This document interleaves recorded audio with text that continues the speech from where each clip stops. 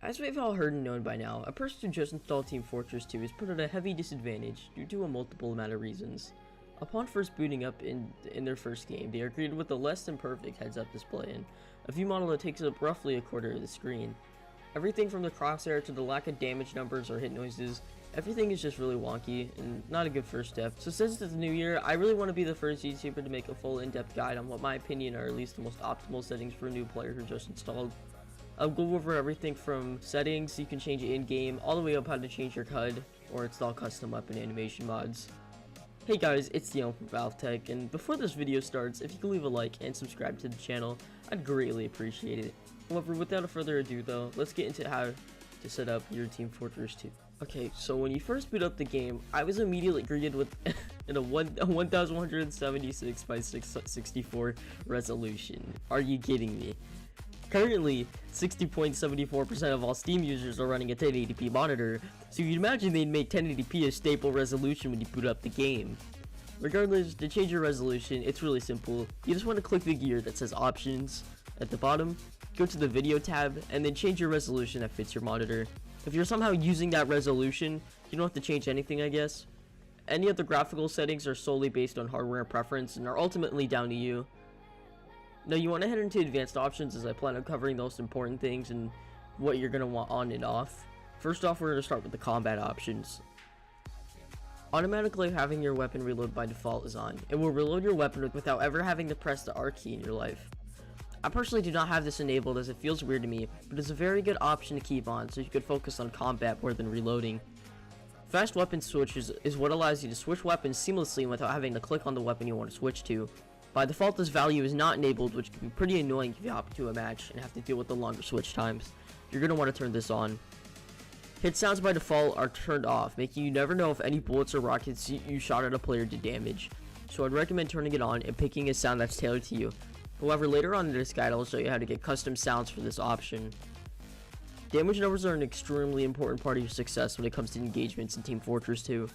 The ability to read damage numbers on the fly and determine how much health an opponent has left can be crucial in determining whether to finish the enemy or fight or fall back. Likewise, you're going to want to enable this setting. There's also a setting that will let you accumulate the damage you done to one number.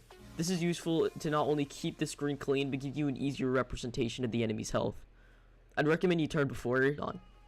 Showing crits or any other damage bonus effects should generally stay on, as turning them off doesn't really affect anything that much. Either way, this one's mostly down to preference and not too important. Remembering active weapons between lives is something I don't find to be important, but if for some reason you want to spawn with the weapon you died with, then by all means enable this setting. Class specific options are really important, mostly to the medic, as he has a lot of options in here that need to be enabled for your success as medic. For starters, however, we will talk about the concise disguise menu for spy. The concise disguise menu for the spy is an alternative menu that requires more key presses in the disguising process, but only uses the number keys 1 through 4. I would say play around with it and see if it's better for you, but otherwise the regular disguise menu will work just fine. The sniper has two settings, one that will resume after firing, this is on by default, and then the other setting is to keep the crosshair when zoomed, as that will obviously make it easier to stay on target. So overall, leave the sniper and spy settings alone, as they're generally pretty okay.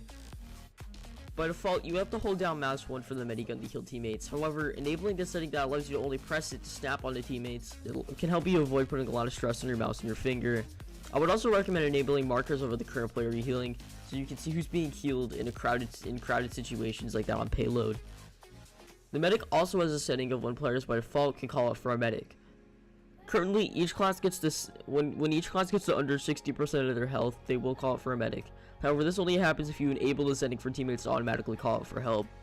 I would recommend enabling this personally because it's a lot easier to prioritize who to heal. But as a medic, this one can be a preference, especially if you're new. Now we are talking about the HUD. Well, later on in this guide, I'll be showing you how to get a custom HUD if you so choose to use the default HUD. I will show you the most optimal settings to use to make your gameplay easier.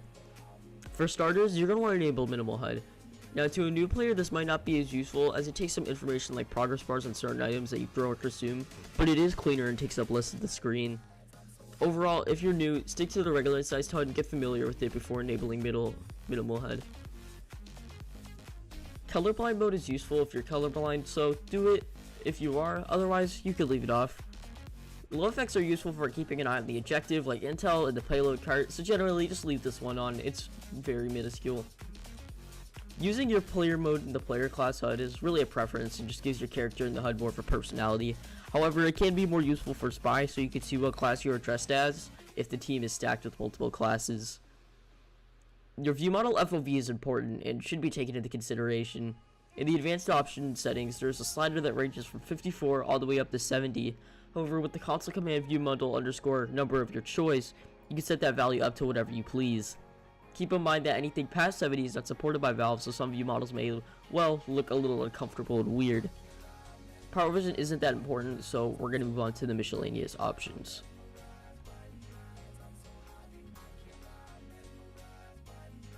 I'm also skipping performance, demo, and replay options as they provide little or no impact to the average new player. With that though, I'll go into the miscellaneous options. Suicide after choosing a player class is pretty useful, and I'd recommend leaving it on. However, if you don't want this, you can always turn it off. Respawning with a new loadout should be left on so you can easily get back in the fight after you change your weapons. However, this only works in respawn rooms, so don't try this mid-fight.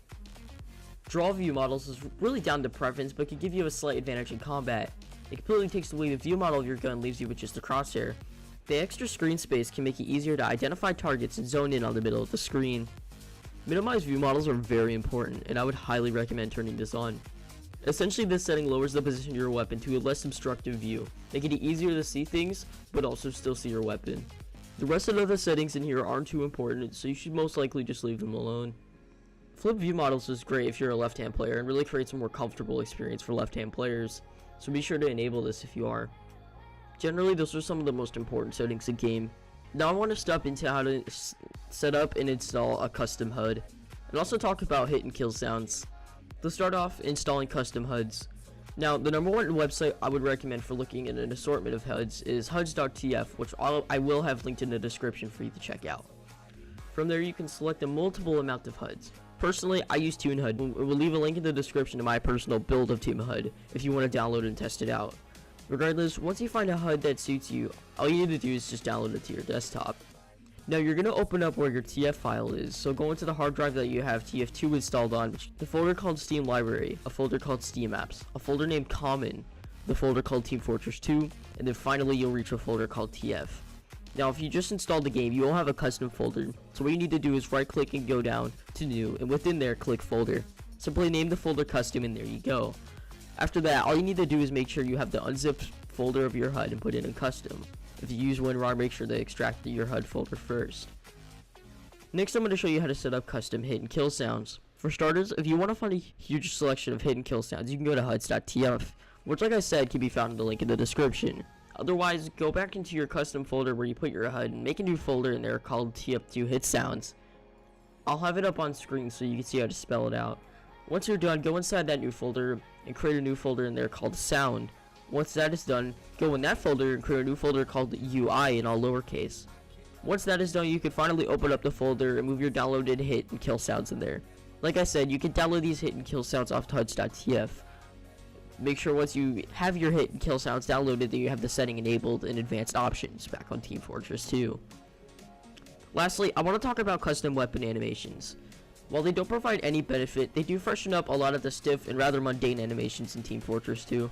While some characters haven't had their animations updated in a couple years, they can still work.